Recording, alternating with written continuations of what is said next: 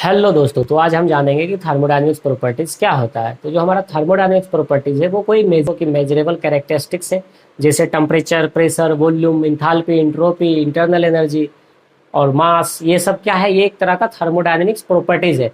ये सारे मिलके ही हमारे कोई भी थर्मोडायनेमिक सिस्टम को ऑपरेट करते हैं।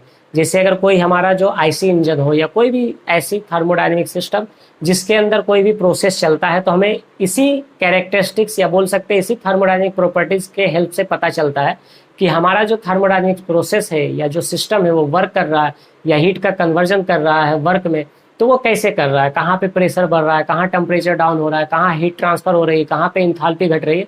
ये सारे प्रॉपर्टीज मिलके ही हमारे थर्मोडायनेमिक सिस्टम को चलाते हैं, ऑपरेट करते हैं।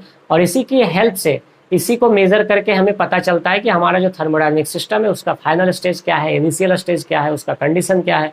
और ये प्रॉपर्टीज दो तरह के होते हैं, एक होते इंटेंसिव प्रॉपर्टी, एक होता है एक्सटेंसिव प्रॉपर्टी। जो इंटेंसिव प्रॉपर्टी होता है वो डिपेंड नहीं करता है कि सिस्टम का मास का क्वांटिटी क्या है, मतलब वो independent of mass of the system होता है। मतलब वो मास जो है सिस्टम के अंदर उस पर डिपेंड नहीं करती ये प्रॉपर्टी, जिसमें आता है हमारा टेम्परेचर, प्रेशर, डेंसिटी और स्पेसिफिक वॉल्यूम।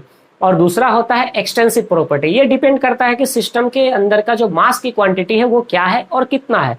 अगर मास को घटाया या बढ़ाया जाएगा तो हमारा ये जो प्रॉपर्टीज है एक्सटेंसिव प्रॉपर्टी, ये भी वेरी करेगा। जैसे उसमें आता है मास, अगर मास को घटाएंगे तो उसकी मास घटेगी, मास को घटाएंगे तो वॉल्यूम घटेगा, मास को घटाएंगे तो इंटरनल एनर्जी घटेगी, इंथाल्पी, इंट्रोपी, ये सारा क्या है, ये जो है एक्सटेंसिव प्रॉपर्टीज में आते हैं। तो आई होप कि आपको समझ में आओगे थर्मोडायनेमिक प्रॉपर्टीज क्या है और ये कितने टाइप के और कौन से प्रॉपर्टीज को कौन से कैटेगरी में रखा गया। थैंक यू सो मच, मिलते हैं नेक्स्ट वीडियो।